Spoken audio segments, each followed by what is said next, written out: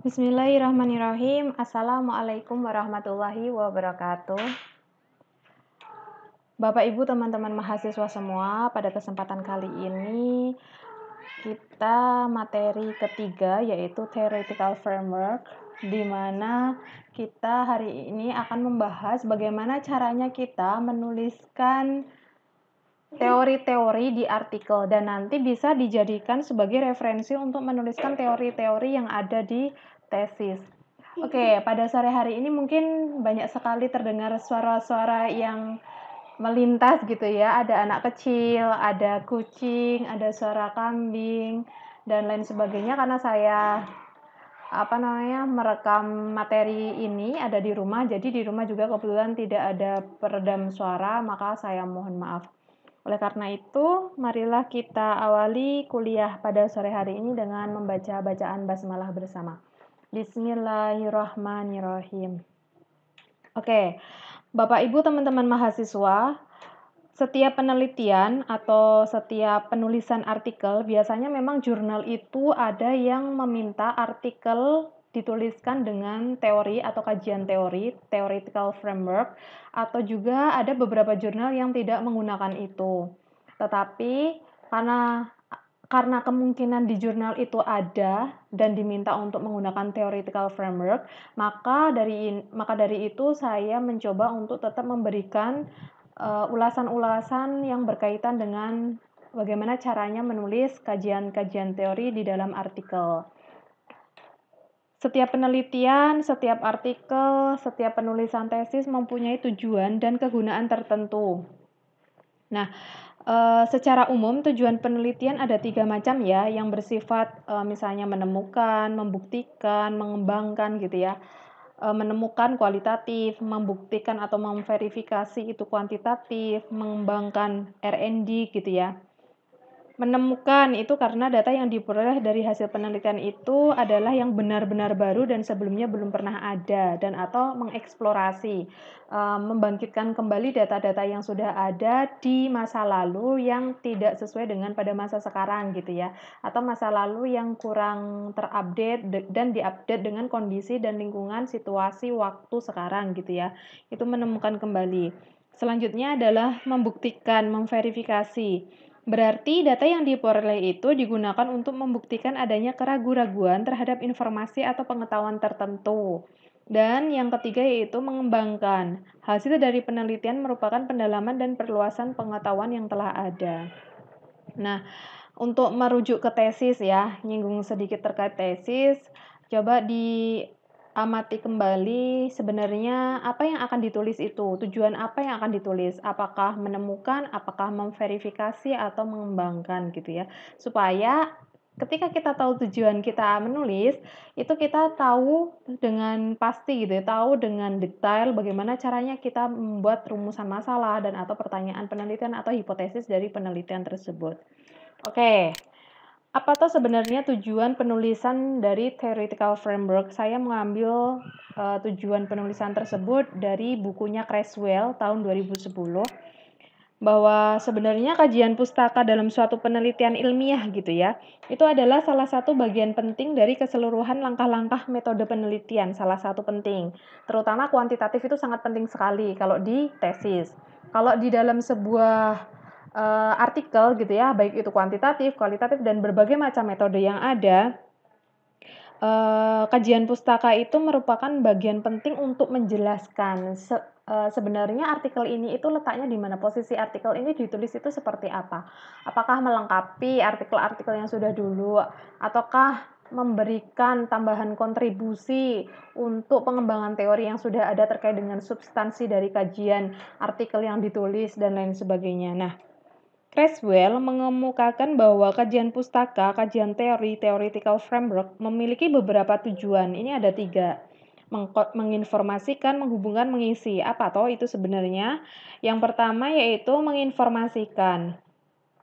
Bahwa tujuan yang kita tulis gitu, tujuan penulisan framework itu yang pertama adalah menginformasikan kepada pembaca dari hasil-hasil penelitian lain atau hasil-hasil penelitian terdahulu yang berkaitan erat dengan penelitian yang akan dilakukan pada saat sekarang atau yang sudah dilakukan kemarin dan sekarang tulis dengan menggunakan artikel gitu ya.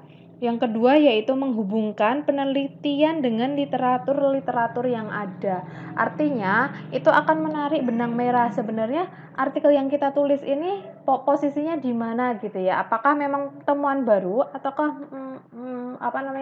memberikan kontribusi teori baru dan ataukah memberikan sebuah solusi baru dari segala permasalahan yang ada dari kajian-kajian atau penelitian-penelitian yang sudah dilakukan.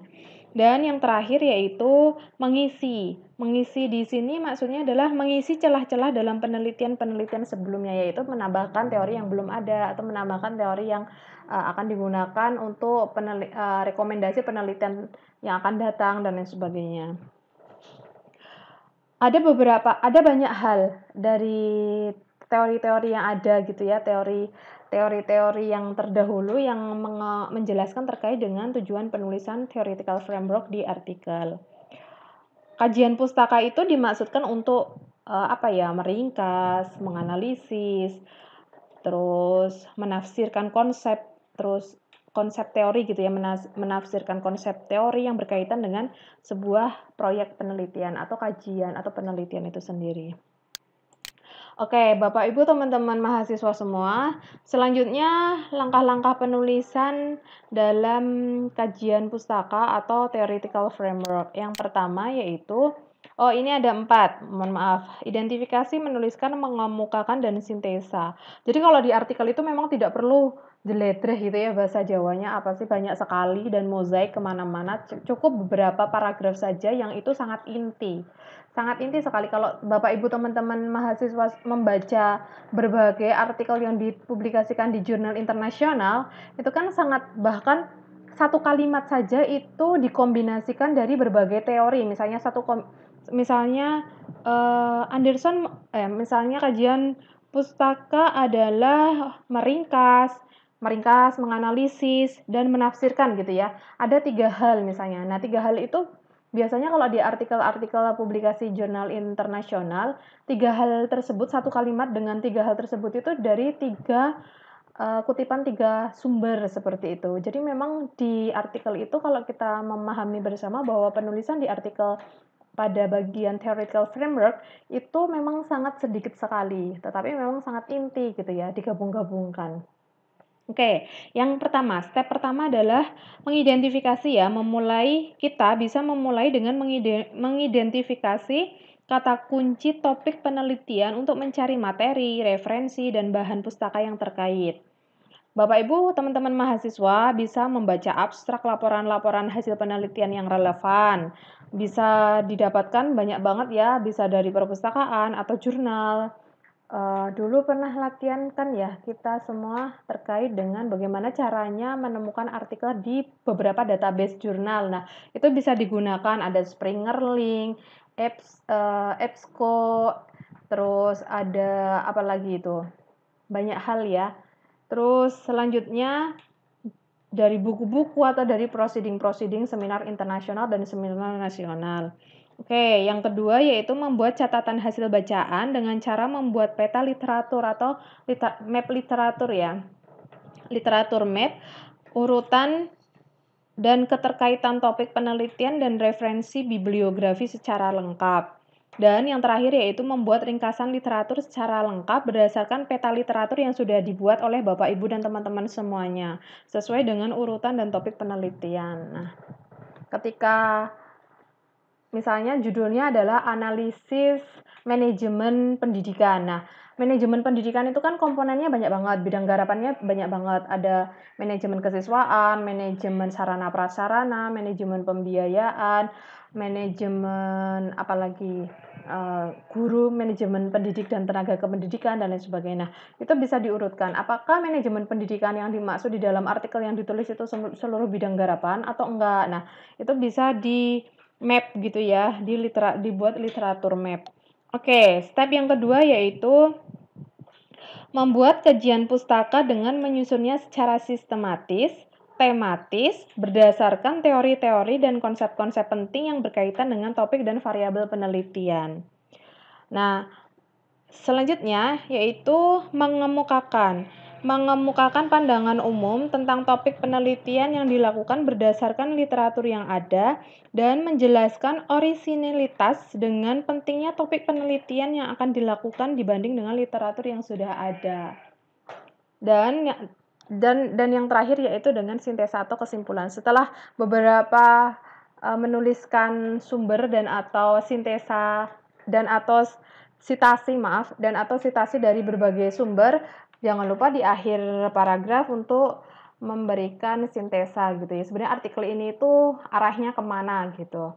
Oke. Parafrase. Oke, Bapak Ibu, teman-teman mahasiswa semua, ketika kita menuliskan teori gitu ya, teori-teori di dalam artikel, dan supaya kita tidak ketika dicek Turnitin atau cek similarity tidak terlalu banyak gitu ya, maka usahakan untuk menuliskan dengan menggunakan parafrase. Apa sebenarnya parafrase itu? Kutipan yang menggunakan kata-kata sendiri untuk mengungkapkan ide yang sama. Sebenarnya idenya sama, tapi bisa digunakan dengan bahasa sendiri untuk menyampaikan pernyataan yang sama tersebut gitu ya. Oke, di sini saya akan memberikan 2 cara jitu untuk bagaimana kita bisa memparafrase gitu ya. Jadi biar tidak menggunakan kutipan langsung terus yang sama plek gitu ya. Oke, yang pertama ada 2, konsep dasar dan kosakata. Konsep dasar, kita perlu memahami konsep dasar tulisan. Kenapa demikian? Karena untuk dapat membuat parafrase tulisan, hal pertama yang mesti kita semua lakukan adalah dengan memahami konsep dasar serta struktur kalimat yang digunakan di dalam kajian teori. Kunci utama agar kita dapat memahami apa yang dimaksud oleh diri kita sendiri gitu ya, atau yang pertama oleh sang penulis ya, sang penulis yang saat menyampaikan, dengan membaca sumber referensi tersebut secara berulang-ulang. Seperti kata pepatah bahwa banyak baca, banyak tahu. Jadi memang yang pertama adalah kita harus bisa memahami gagasan yang disampaikan dalam tulisannya orang yang akan kita sitasi gitu ya. Lalu kita menerjemahkan kembali isi dan konteks yang diperlukan ke dalam karya tulis kita. Itu yang pertama, konsep dasar. Setelah kita memahami konsep dasar, yang kedua adalah kosakata. Maksudnya apa kosakata? Itu memperbanyak vocabulary. Ketika cara parafrase dasar sudah di tangan gitu ya, kita sudah paham banget bahwa si sumber A atau si teori A itu mengatakan bahwa demikian, dan kita mampu menguraikan kembali dengan bahasa sendiri. Yang kedua adalah dengan cara memperbanyak kosakata, karena memang kalau nggak banyak kosakata itu memang kesulitan kita bisa memparafrase. Sangat minim sekali gitu ya. Itu akan kesulitan bagaimana caranya kita bisa mengembangkan kata-kata dari satu kata yang dimiliki oleh teori lain atau sumber lain gitu ya. Ketika cara parafrase dasar sudah di tangan, selanjutnya adalah menceritakan kembali memakai gaya bahasa sendiri. Caranya mudah, yaitu dengan menggunakan kata pengganti yang memiliki arti serupa dengan teks aslinya. Jadi harus banyak kosakata, banyak sinonim gitu ya. Usahakan untuk menggunakan kata aktif, jadi menggunakan sinonim-sinonim dari kata tersebut gitu ya. Terus selanjutnya ketika kita sudah ada gitu, sudah paham, langsung dituliskan saja. Dituliskan sesuai dengan apa yang kita pahami gitu, yang berbeda dengan pernyataan kontekstual yang plek gitu ya dari si sumber tersebut. Maka dari itu kita harus sering-sering membaca banyak sumber referensi tulisan untuk memperkaya vocab dan atau kosakata. Oke, Bapak Ibu, jadi jangan lupa juga kita untuk mencari sering-sering banget gitu ya, mencari istilah-istilah yang sedang tren saat ini gitu. Terus banyak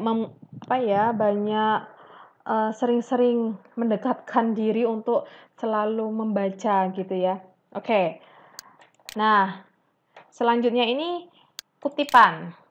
Setelah kita mengetahui bagaimana cara menuliskan kutipan, nah ini Bapak Ibu saya mohon untuk dipahami secara mendalam bagaimana kutipan itu ditulis. Kutipan itu ada 2, kutipan langsung dan kutipan tidak langsung. Kutipan itu adalah menulis ulang terhadap bahan bacaan atau pustaka yang telah dibaca. Bahan bacaan atau pustaka yang digunakan harus dapat dipertanggungjawabkan dalam kegiatan menulis ulang tersebut. Kutipan langsung itu sama persis seperti teks yang kita sitasi. Sedangkan kutipan tidak langsung ini adalah tadi parafrase. Nah, lalu bagaimana cara menuliskan? Sebenarnya kalau menuliskan di artikel itu tidak perlu menggunakan kutipan yang sangat banyak ya, yang melebihi 4 baris. Nah, ini adalah pemahaman tambahan teori saja untuk Bapak Ibu dan teman-teman mahasiswa dalam memahami bagaimana caranya menulis kajian teori di tesis. Karena beberapa kali ketika saya menguji tesis gitu ya, membimbing tesis itu masih belum paham bagaimana caranya menuliskan kutipan gitu ya. Nah, seperti ini. Bisa dipahami bersama bahwa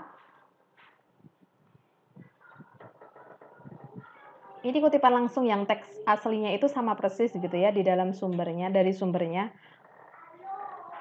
Kutipan yang panjangnya kurang dari 4, maaf ini adalah 4 baris. Kutipan yang panjangnya kurang dari 4 baris dimasukkan ke dalam teks. Diketik seperti ketikan teks, diawali dan diakhiri dengan tanda kutip. Sumber rujukan ditulis langsung sebelum dan sesudah teks kutipan. Jangan lupa untuk menuliskan dengan mengutipkan sumber dengan menggunakan manager references gitu ya. Bisa menggunakan EndNote, Mendeley, Zotero, dan lain sebagainya. Nah, selanjutnya, apabila kutipan langsung itu 4 dan atau melebihi 4 baris, maka ditulisnya 1 spasi dan menjorok. Udah seperti itu saja. Jadi mohon untuk diingat ya, nanti apabila ini termasuk mahasiswa bimbingan saya, pasti saya selalu berkomentar gitu ya, membubuhkan komentar atau review di dalam draft tesis gitu ya. Ini gimana cara perhatikan cara penulisan, perhatikan cara kutipan dan lain sebagainya. Oke, pada kesempatan kali ini alhamdulillahirrahmanirrahim saya hanya bisa memberikan sedikit banget ilmu terkait dengan bagaimana caranya menulis theoretical framework. Saya mohon maaf karena yang pendahuluan kemarin, artikel-artikel pendahuluan kemarin saya baru bisa mengkoreksi beberapa karena memang beberapa teman-teman tidak disiplin mengumpulkan kepada saya sesuai dengan tenggang waktu yang sudah saya berikan. Akhirnya ini menghambat untuk saya mengirimkan secara kolektif, mengirimkan kembali secara kolektif kepada teman-teman Bapak Ibu mahasiswa semua. Saya berjanji insya Allah secepatnya saya akan mengirimkan setelah saya review pendahuluan dan saya mengirimkan bagaimana caranya menulis theoretical framework. Selanjutnya nanti pekan depan kita akan membahas bagaimana caranya kita menuliskan metodologi penelitian atau metode di dalam artikel. Oke ya Bapak Ibu, terima kasih. Sekian dari saya, banyak kesalahan saya mohon maaf. Marilah kuliah pada sore ini kita akhiri dengan bacaan tahmid bersama. Alhamdulillahirabbil alamin. Sekian dari saya. Wassalamualaikum warahmatullahi wabarakatuh.